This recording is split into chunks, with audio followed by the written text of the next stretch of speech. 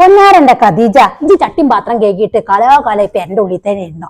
പുറത്ത് നടക്കണ എന്തെങ്കിലും കഥ എനക്ക് അറിയോ? എത്താ അമിന്താത്ത നിങ്ങൾ പറയുന്നത്? പുറത്ത് എന്ത് നടക്കണെന്നാ? നിങ്ങളെ പറഞ്ഞു തിരിഞ്ഞ് മൂക്കുടിച്ചാതെ കാര്യം നേണ്ട് പറഞ്ഞോള്. നിങ്ങൾ ഇങ്ങനെ അവിടെ ഇവിടെയും തൊടാതെ ഈ പറഞ്ഞിട്ടുണ്ടെങ്കിൽ എനിക്ക് മനസ്സിലാവുക.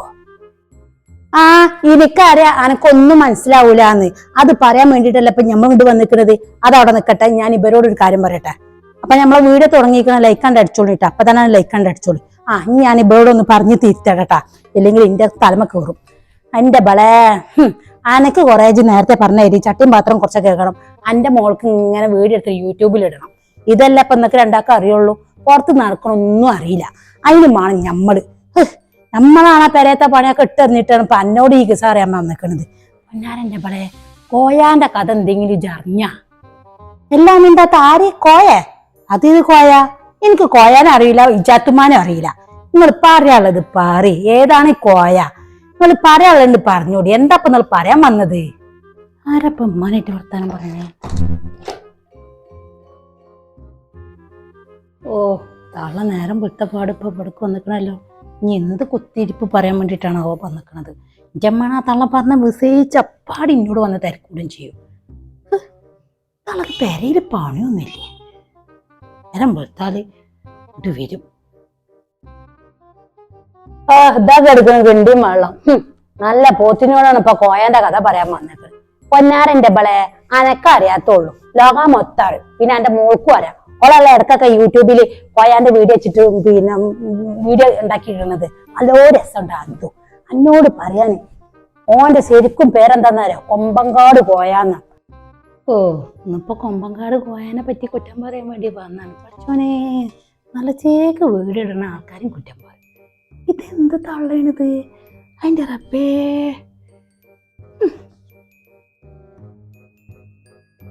വാ സാധു എങ്ങനെയൊക്കെ വീഡിയോ എടുത്ത് പോണ അതിന് കുറ്റം പറയാൻ വേണ്ടി വന്നു.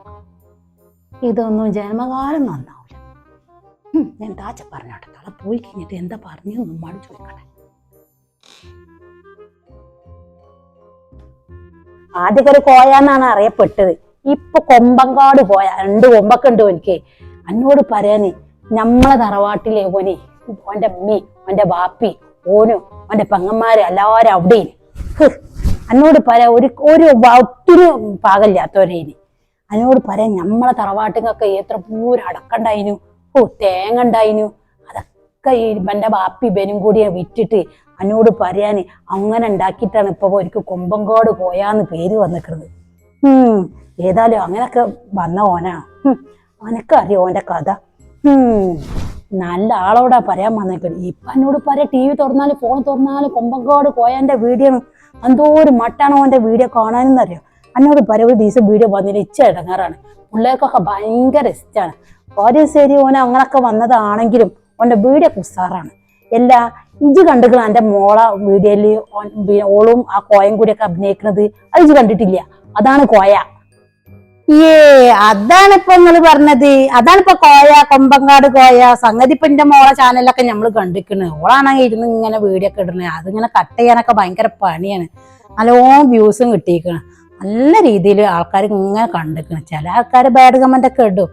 ഒരു സോഷ്യൽ മീഡിയ ആകുമ്പോ അങ്ങനൊക്കെ ഉണ്ടാവുമല്ലോ. അപ്പൊ നോക്കിയിട്ട് അതിന് നേരം ഉണ്ടാവുള്ളൂ. നമ്മൾ കണ്ണിൽ കാണാത്ത ആൾക്കാരൊക്കെയാണ് അനാവശ്യ കാര്യങ്ങളൊക്കെ പറയുന്നത്. നമ്മളെ ചുറ്റിപ്പറ്റി നിൽക്കണം. നമ്മളെ കുടുംബക്കാരെന്തൊക്കെയാ പറയുന്നുണ്ട്. പിന്നെ ഉണ്ടാവും ഒരു പറച്ചില്.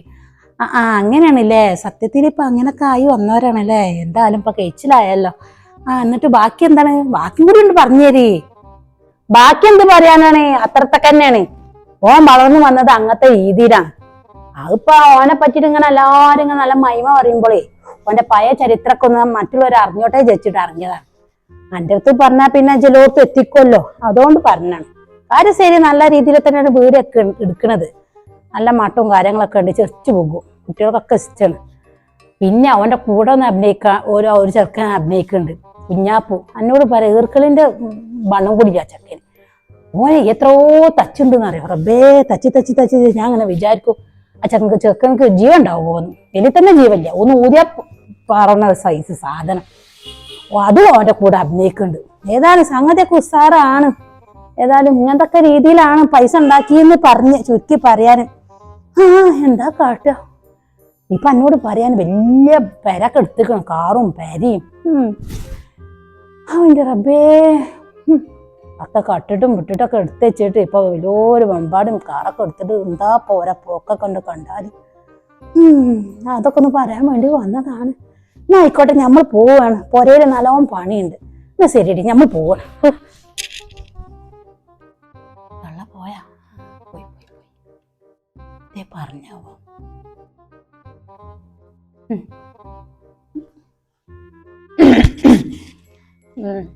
എല്ലമ്മ, രാവിലെ തന്നെ നല്ല കൂട്ടേത്തി വന്നിട്ട് എന്തൊക്കെയാ പറഞ്ഞ് കേട്ടല്ലോ.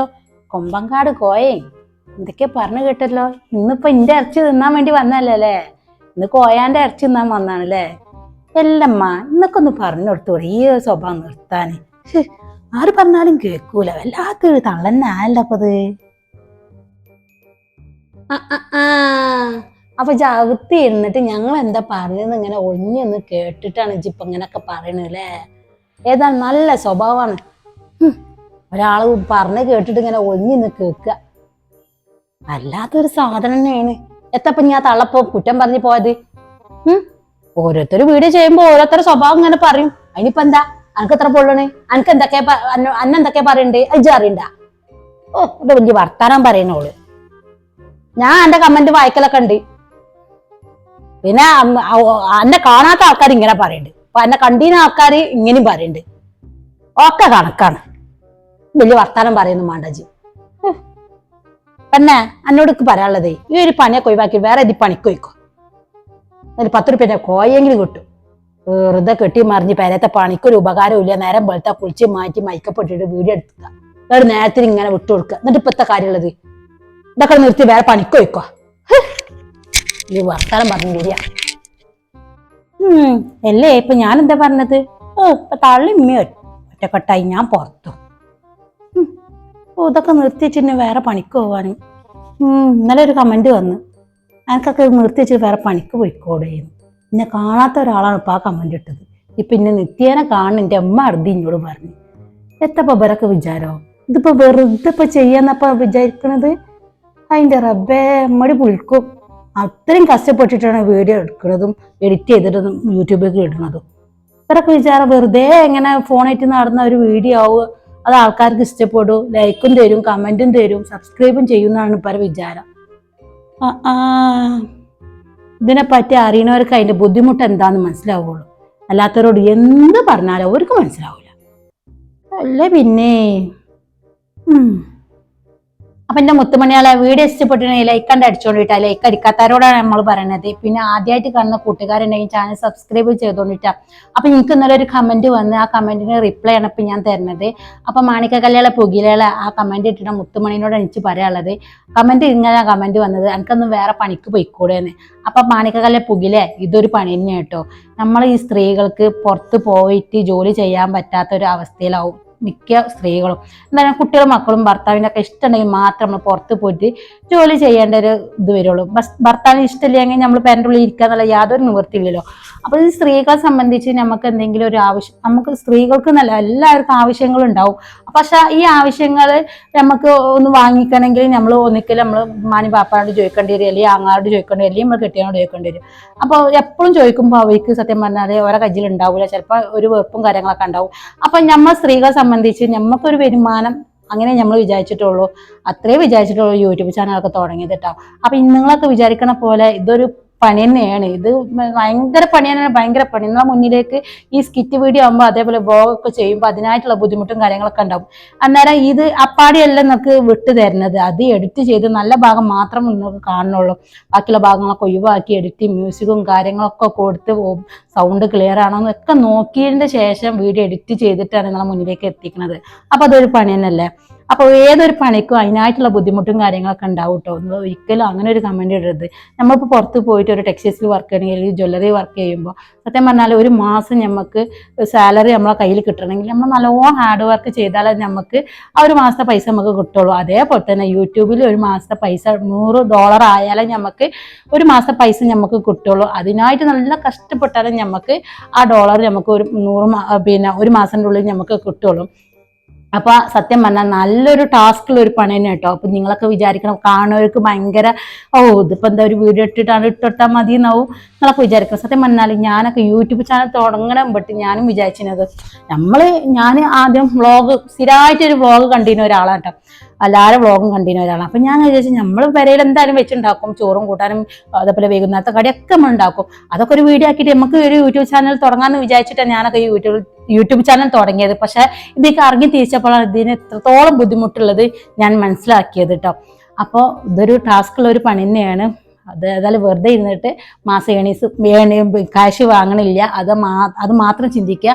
ദയവ് ചെയ്തിട്ട് അങ്ങനത്തെ ഒരു കമന്റ് ഇടരുത് കേട്ടോ. അതേ പറഞ്ഞാൽ ആദ്യമൊക്കെ കമന്റ് ഒക്കെ ഇടുമ്പോൾ ഭയങ്കര ഇടങ്ങറുണ്ടായി, ഇപ്പോൾ ഒരു ഇടങ്ങറും ഇല്ല. ഈ ചെവിക്കൂടെ കേൾക്കും, ആ ചെവിക്കൂടെ ഒഴിവാക്കൂട്ടോ. എന്നാലേ നമ്മുടെ ജീവിതത്തിൽ നമ്മൾ എന്ത് നേടാനെങ്കിലും അത് നമുക്ക് എടുക്കാൻ പറ്റുള്ളൂ കേട്ടോ. മറ്റുള്ളവരെ വർത്തമാനം കേട്ടിട്ട് നമ്മൾ സത്യം പറഞ്ഞ ഒരു മൂലക്കായിട്ട് ഇരുന്നിട്ടുണ്ടെങ്കിൽ നഷ്ടങ്ങളും ഞമ്മക്ക് ഉണ്ടാവുള്ളൂ. അപ്പൊ മറ്റുള്ളവരൊക്കെ സംസാര കാര്യങ്ങളൊന്നും കേൾക്കാതെ മുന്നോട്ട് വെച്ച കാലം മുന്നോട്ട് വെക്കാൻ തന്നെ ഞാൻ തീരുമാനിച്ചിരുന്നത്. അപ്പൊ മാക്സിമം ഈ ഒരു വീഡിയോ ഷെയർ ചെയ്തെടുക്കുക. ഇൻഷാ അല്ലാഹ് പുതിയൊരു വീഡിയോ ആയിട്ട് വീണ്ടും വരാം. അപ്പൊ ഞാൻ എന്തെങ്കിലും എന്റെ വാക്കിലോ പ്രവൃത്തിയിലോ നിങ്ങൾക്ക് ബുദ്ധിമുട്ടായിട്ട് എന്തെങ്കിലും വിഷമം വന്നിട്ടുണ്ടെങ്കിൽ എന്നോട് ക്ഷമിക്കുക. മനുഷ്യന്മാരുടെ അവസ്ഥ ഇന്ന് കണ്ടിന് ആൾക്കാരെ നമ്മൾ നാളെ കാണില്ല, അത്രേ ഉള്ളൂ മനുഷ്യന്മാരുടെ അവസ്ഥ. ഇപ്പൊ ഞാൻ പറയാൻ തന്നെ വയനാട്ടിലത്തെ സംഭവം കണ്ടായി. രാത്രി കിടന്ന് ഉറങ്ങിന മനുഷ്യന്മാരാണ് മരിച്ച നിലയിൽ പല രീതിയിലും മയ്യത്ത് നമ്മൾ കണ്ടു. ഒരാൾക്ക് കാലില്ല കയ്യില്ല, എൻ്റെ അമ്മയെ അതൊന്നും പറയാൻ എനിക്ക് വെച്ച. അപ്പൊ അത്രേ ഉള്ളൂ മനുഷ്യന്മാരുടെ അവസ്ഥ. ആരും അഹങ്കരിച്ച് നടക്കാൻ സത്യം പറഞ്ഞ വാക്കുകൾ കിട്ടണില്ല. ആരും അഹങ്കരിച്ച് നടക്കണ്ട. ഇൻഷാ അല്ലാഹ് പുതിയൊരു വീഡിയോ ആയിട്ട് വീണ്ടും വരാം. എല്ലാവർക്കും അസ്സലാമു അലൈക്കും.